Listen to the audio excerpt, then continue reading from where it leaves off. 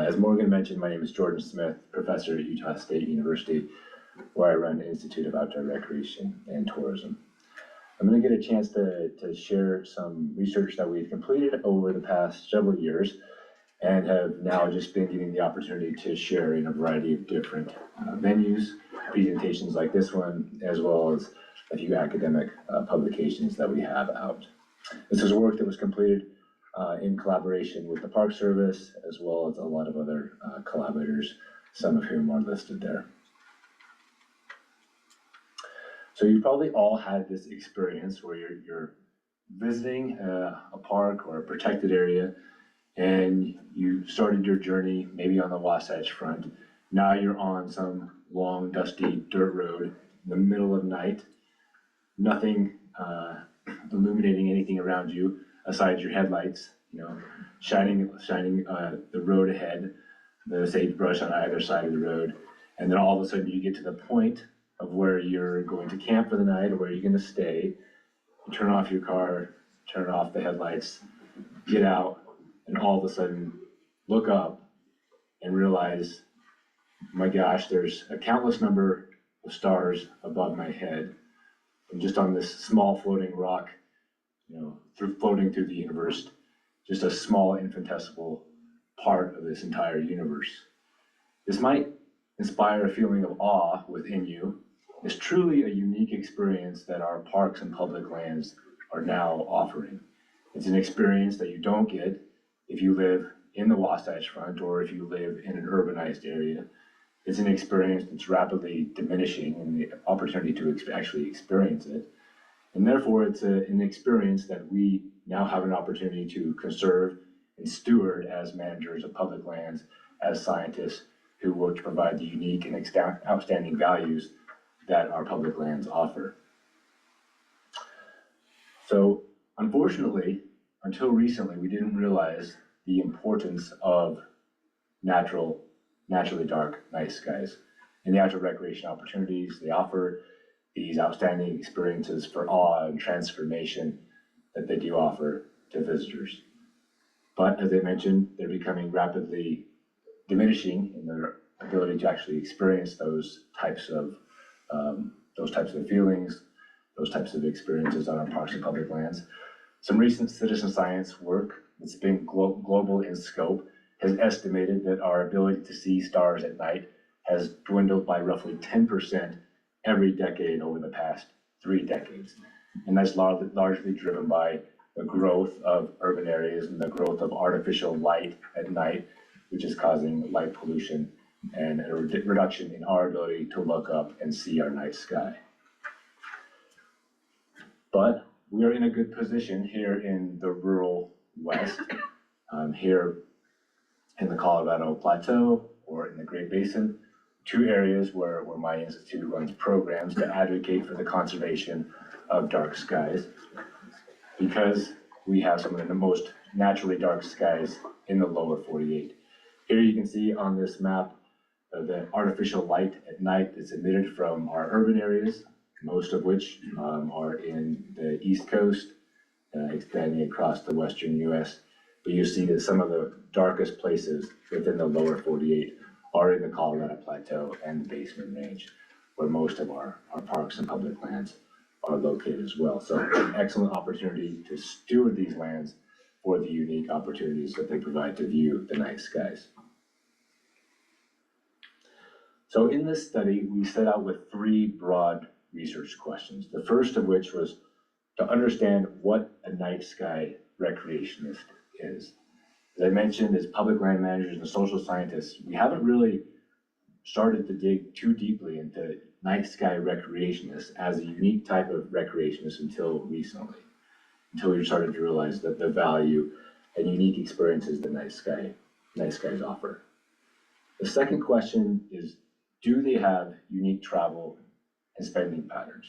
A question that we often get as a state university from local destination marketing organizations or travel organizations is can astrotourism, or can the ability to view night skies actually be a way to economically diversify our small, rural, and very remote communities like Escalon in ways that we haven't had the opportunity to do before, or at least the ways that we haven't had the opportunity to strategically think about in ways before. So our night sky visitor is able to diversify those local tourism economy.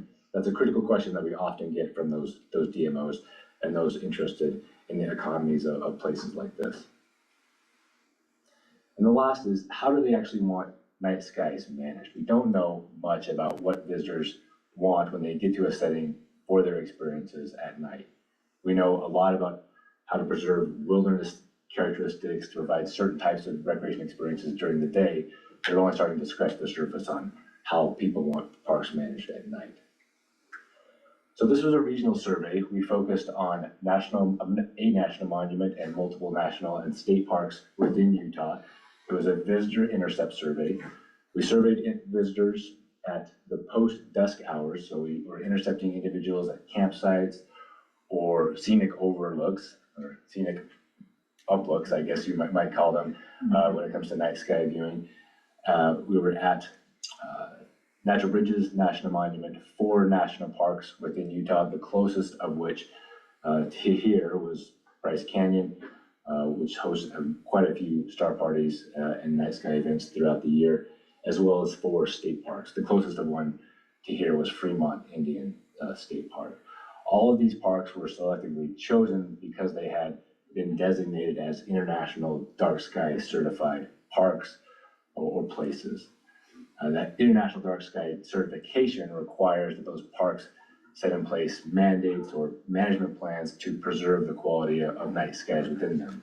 And now the International Dark Sky Association offers the opportunity to become certified for municipalities, towns, and even places outside of parks or protected areas that requires those towns and municipalities to put in place ordinances that require they continue to be compliant with their dark sky certification criteria for years to come.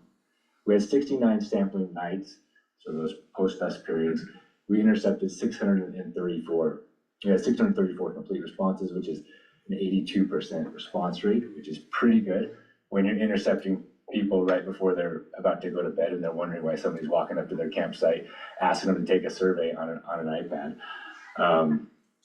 So that was pretty good, but a very unique opportunity to survey individuals. The first research question I mentioned was why or who are night sky recreationists? In this study, we set out a foundational definition for what a night sky recreationist is, and it's people who deliberately participate in one of 3 activities that is wholly dependent on naturally dark skies. And those 3 activities are viewing wildlife at night. There's a lot of wildlife that are only visible at night, nocturnal animals as well as crepuscular animals, crepuscular species being those that are more active during the dawn and dusk hours relative to the daytime and nighttime. So a lot of individuals who are interested in viewing wildlife at night, particularly target nighttime or twilight or dawn hours. Moss is a great example of a crepuscular animal, crepuscular species. Night sky photography, many of you might be into that.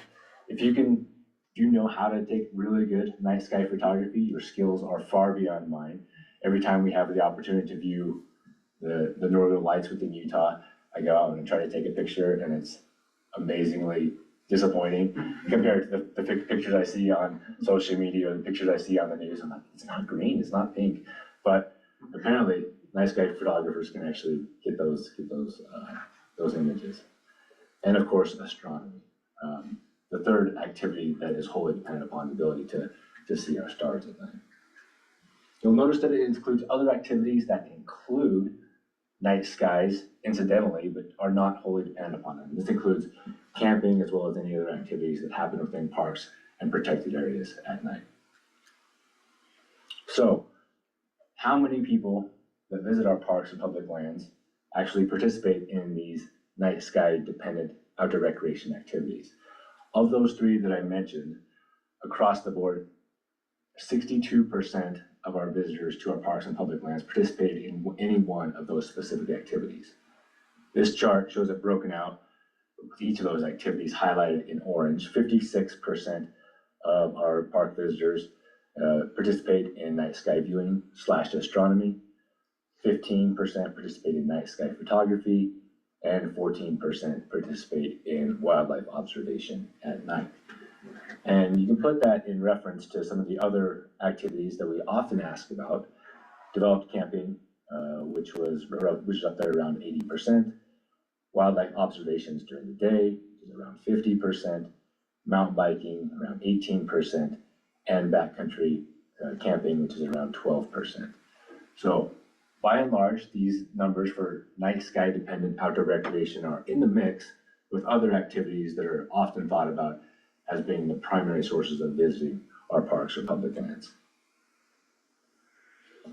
So the second question that we focused on was, do these dark sky dependent recreationists have unique travel and spending patterns? So we took out all individuals, those 62% who participated in one of those three activities, and compared them to the rest of the sample people who did not participate in any dark sky dependent activity. And what we found was that the mean travel length for a visit, for a trip to one of our parks and protected areas, was significantly longer for dark sky recreationists relative to non-dark sky recreationists. So people who are coming specifically for the purpose of viewing dark skies are spending longer than those who are not. We also looked at spending patterns, and we saw across a whole variety of categories that we asked about individual costs for that particular trip in which we intercepted them. The costs that dark sky dependent recreationists were incurring were equivalent to, but not significantly different from, the costs that our non-dark sky dependent recreationists actually incur. So dark sky recreationists are spending longer on their trips, but they're not spending significantly more or less. So important findings here for local destination marketing organizations, local businesses who are interested in diversifying to dark sky recreationists. And they do spend longer, but they don't spend significantly different amounts. The third and last question that we asked about was, how do they want their night skies managed in our parks and protected areas? We asked about a whole variety of ways that public land managers can protect or conserve night sky quality within parks and protected areas. These include adjusting the hues of lights to be wildlife friendly, adjusting the hues of lights to preserve human night's vision, creating shields on lights so that they only direct the light downward, installing sensors and timers that turn lights on only when they're needed. So if you're going to the restroom, light only pops on when you get close to the restroom, reducing the number of outdoor lights in the park or in the monument, restricting the number of lights visitors can use at night, and setting lights to the minimum necessary brightness. And this was probably the most significant or the most shocking finding of the entire study, is that across all of these activities, all visitors, this was all visitors, not just our night sky dependent recreationists, expressed overwhelming support for wanting our parks and our public lands to be as dark as possible at night. So you often might get this claim that, well, we need our parks, our campgrounds, our visitor centers to be lit up at night. We need them to be safe. We need them to be brighter for wayfinding. And while there certainly are safety issues in our parks and public lands at night, that's not what visitors want. Visitors want the unique experience that they can't have at their homes, and that's for these places to be as dark as possible. What is it that visitors actually want to learn about when it comes to night skies? We asked about 4 specific topic areas: night sky viewing, astronomy, ways that they could improve their night sky viewing, so places that they could go, things that they could use, native connections to the night skies, and viewing wildlife at night.